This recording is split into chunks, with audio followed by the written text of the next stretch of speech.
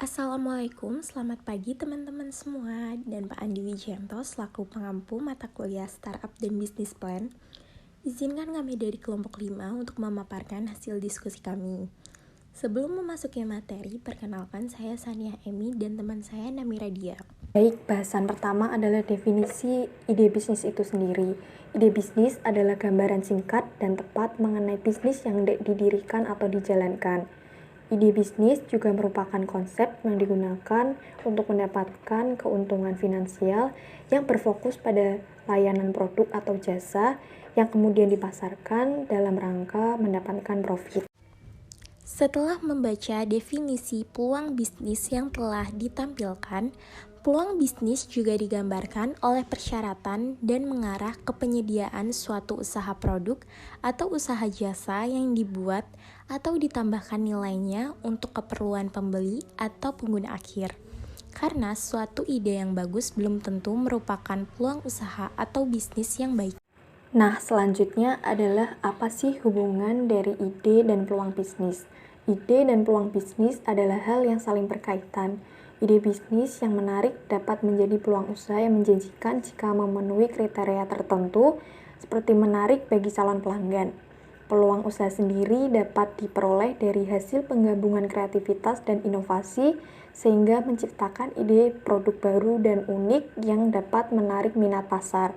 Oleh karena itu, sebelum memulai bisnis, penting bagi kita untuk memiliki ide bisnis yang baik dan mempertimbangkan peluang usaha yang ada di pasar. Lalu, dari mana saja sumber ide itu? Sumber ide bisnis dibagi menjadi 5 bagian. Yang pertama ada minat dan hobi. Yang kedua ada keahlian atau keterampilan. Yang ketiga ada pengalaman kerja.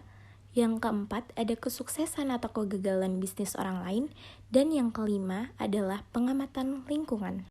Sumber ide bisnis yang pertama adalah minat dan hobi. Kita harus bisa memanfaatkan minat dan hobi yang kita miliki. Semisal, jika kita memiliki hobi membuat kue, kita bisa memulai bisnis kue kita sendiri.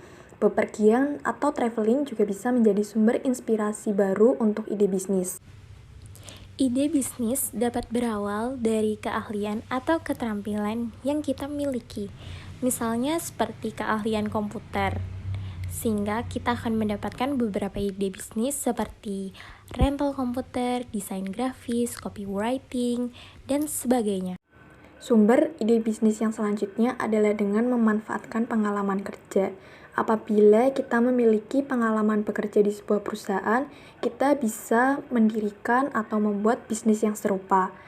Akan tetapi, diperlukan adanya modifikasi yang dilihat dari celah atau kelemahan dari usaha tersebut yang kemudian akan memudahkan kita dalam membangun bisnis. Ide bisnis juga berawal dari melihat kesuksesan bisnis orang lain. Misalnya kita menemui sebuah warung makan mie ayam di kota Wonogiri. Kemudian kita dapat membuka warung mie ayam di sekitar tempat tinggal kita dengan mempelajari berbagai strategi dan cara masak yang dipunya. Selain itu, dengan cara melihat kegagalan bisnis, kita juga dapat memperbaiki kekurangan dari bisnis tersebut untuk dijadikan referensi dalam membuka bisnis di kemudian hari. Sumber ide bisnis selanjutnya adalah pengamatan lingkungan. Kita bisa mengamati dan mempertimbangkan masalah yang ada pada lingkungan sekitar dan mencari solusi yang belum ada.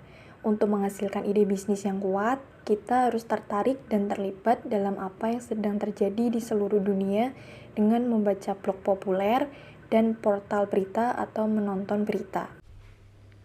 Menurut Zimmerer, ide bisnis bisa menjadi sebuah peluang dengan cara pertama digerakkan secara internal, yang kedua dihasilkan dalam bentuk produk dan jasa baru, yang ketiga dihasilkan dalam bentuk modifikasi bagaimana pekerjaan dilakukan atau modifikasi cara melakukan pekerjaan.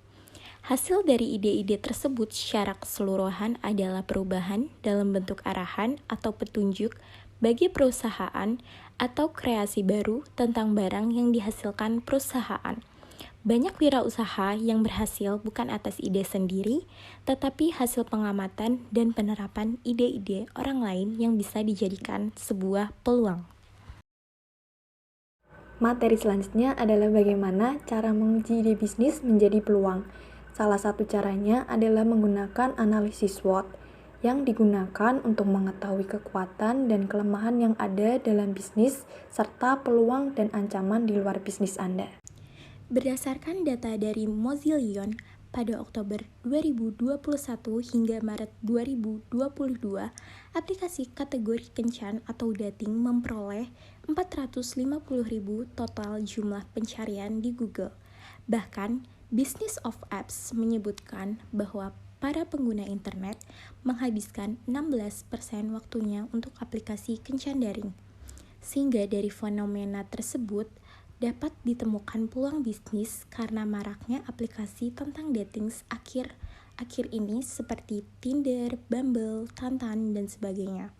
Sehingga ide bisnis dapat muncul seperti membuat website berbayar yang menyediakan jasa konsultasi pengguna dari dating apps. Sehingga dapat disimpulkan agar ide-ide potensial menjadi peluang bisnis yang real, maka wirausaha harus bersedia melakukan evaluasi terhadap peluang secara terus-menerus.